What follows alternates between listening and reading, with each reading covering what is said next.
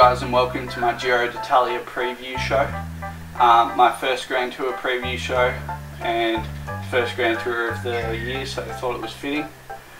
In today's video I'm going to talk about the race route as well as my favourites and some riders to watch that will be interesting throughout the race. So first Grand Tour of the year, this will be the 99th running of the Giro d'Italia, and it's starting on the 6th of May in the Netherlands. It has 3 time trial stages totaling 61 kilometres, has 7 flat stages, 7 hilly stages, as well as 4 mountain stages. As with past editions of the Giro, it's quite a tough route and it will make for some awesome racing, but to win it you're going to have to be able to back up exceptional days in the mountains.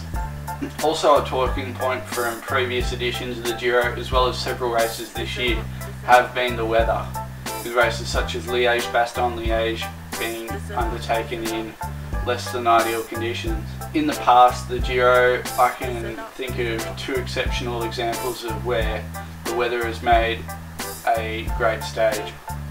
Nairo Quintana's controversial win on the Stelvio, as well as Thomas de Gent's win on the Stelvio, which saw him win the stage as well as move up onto 3rd on GC. I believe that was on the second last day of the Giro, so that's one of my memories of a good Giro stage. With these facts about the 2016 route as well as previous editions, we're going to look at some of my riders to watch for the final podium. Number 10, Vincenzo Nibali.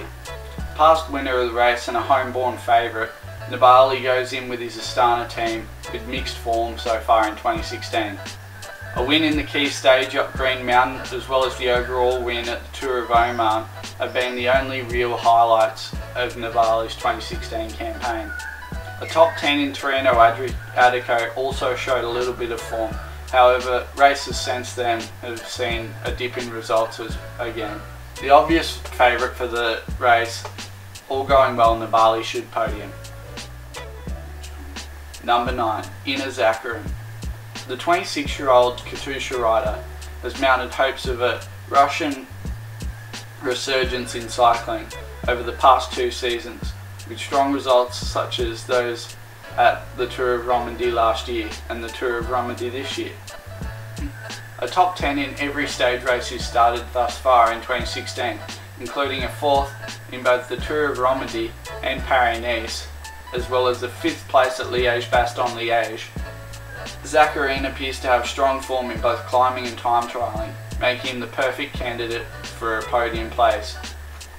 Assuming his Katusha team can keep him safe in the opening skirmishes in the Netherlands, Inna Zakarin should be hopeful of a podium. Number 8, Esteban Chaves. No standout result thus far in 2016. Esteban Chaves is largely riding off the back of his Vuelta a España last year. With a 5th overall and 2 stage wins, this mounted the young Colombian's GC ambitions for future races. With a strong following from Colombian cycling fans as well as fans in general, with the smile always plastered on his face, Chaves might be a bit of an outsider, but he's still someone to watch at the Giro. Number 7, Rafael Majka. With a top 10 at both the Tour de San Luis and Vuelta Andalusia, Majka has had mixed form so far this season. Abandoning on the 5th day of Romandie, Majka's recent results have dipped a little, however it would be wrong to underestimate him in the Giro d'Italia. If he can find similar form to that which enabled him to win the Mountains jersey at the Tour de France a few years ago, I believe he has strong hopes of making the podium. Going in as Tinkoff's bid to win, will be a man to keep your eyes on. Number 6, Steven Kruijswijk. Perhaps not the best start of the season with no standout results. A 5th at the recent Tour of Yorkshire sparked his hopes of a Giro d'Italia success. With a home depart as well as a few top 10s in recent Giros, Kruijswijk will be a man to watch. Number 5, Mikel Landa. 3rd in the race last year, as well as 2 stage wins, sparked Mikel Landa's GC career. At the time riding for Astana and as a domestic to Fabio Aru, the off-season transfer to Team Sky has seen him achieve results so far in 2016. After a slow start with Team Sky, a stage win and overall win at the Giro del Trentino sparked Mikel Landa's 2016's bid for his first Grand Tour with the Sky squad. Landa has shown his ability to perform strongly in Italy, and Team Sky have had massive success in the Grand Tours, which is a recipe for success come this year's Giro. Number 4, Rigoberto Urán. Urán seems to have sparked a new life at Cannondale Pro Cycling.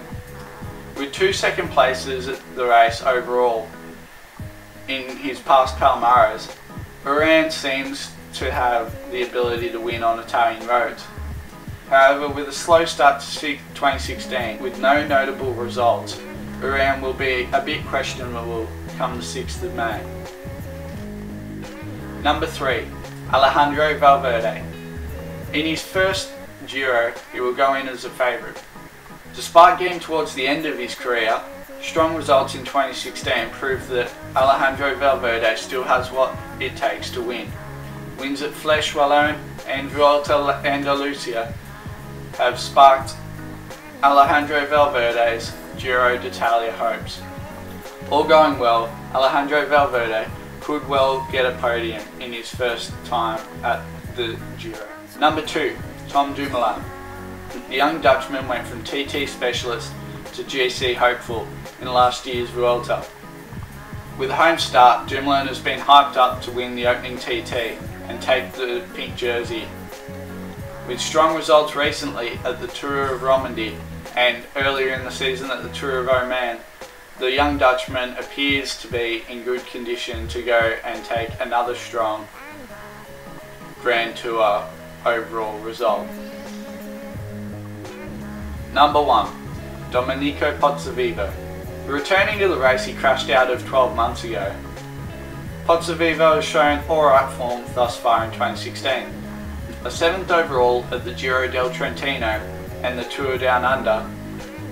At his home roads of Italy, if the Italian can gain enough time on the mountains, he could have a strong finish come the end of the race. Those have been my top 10 overall contenders to watch. Now, I wanted to mention a few sprinters as there's 7 fairly flat days, and the Giro of recent years has become, the opening week's become a bit of a spectacle for sprinters to come to the race before pulling out before the high mountains. So my 5 sprinters to watch are Marcel Kittel, Andre Greipel, Caleb Ewan, Sasha Modolo, and Sonny Colbrelli. As well as these 5 sprinters, I listed a few riders I like watching, mainly because they like to go up the road and give it all their all, which makes for good viewing for supporters like you and I. These riders are Bob Jungels, Adam Hansen, Tim Wellens, Jack Bobridge, and Matty Mohoric. This has been my Giro d'Italia preview for 2016. I hope you enjoyed it, and it'd be much appreciated if you left a like and subscribe. Stay tuned guys for more content during the Giro, as well as other vlogs and videos I will be uploading all the time. This has been Chiptech. Thanks for watching guys, and have a good one.